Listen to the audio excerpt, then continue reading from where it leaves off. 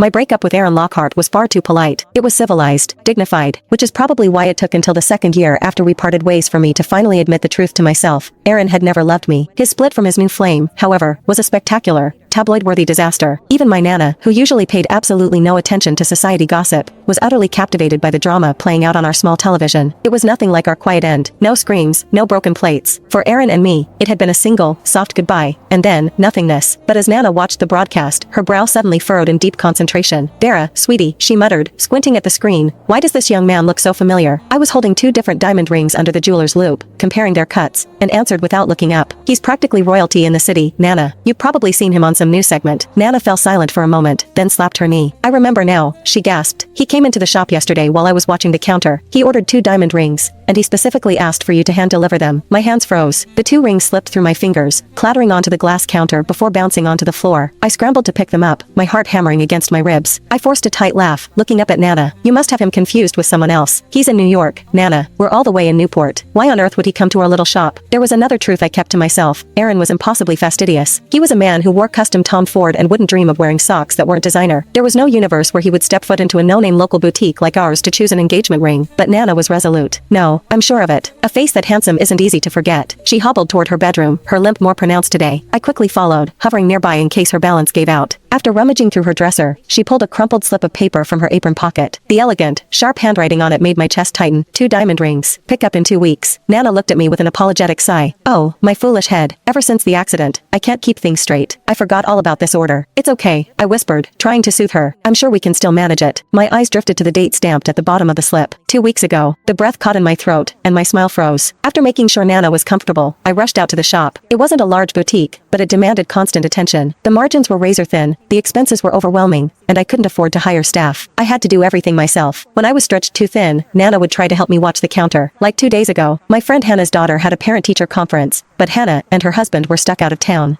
She had begged me to go in her place, offering to help Nana get an appointment with a renowned specialist in return. I had agreed, but I hadn't realized that leaving the shop for just half a day would lead to this. I had forgotten to check the weather forecast before leaving the house, and by the time I was halfway to the shop on my old bicycle, a cold coastal drizzle had begun to fall. By the time I arrived at the storefront, I looked like a drowned rat. As I struggled to unlock the heavy metal security grate, cold water splattered against my bare shins. Suddenly, footsteps echoed on the wet pavement behind me. A reflection stretched across the puddle at my feet, the silhouette of a tailored suit, a glimpse of a Patek Philippe watch, and a man impatiently tapping the handle of an umbrella. I turned around slowly, already knowing who I would see. Aaron stood there, his lips pressed into a thin, displeased line. "So this is your shop," he said, his voice carrying that familiar, low-frequency judgment. "You told me you wanted to take the world by storm. Is this the grand result?" I forced a professional smile.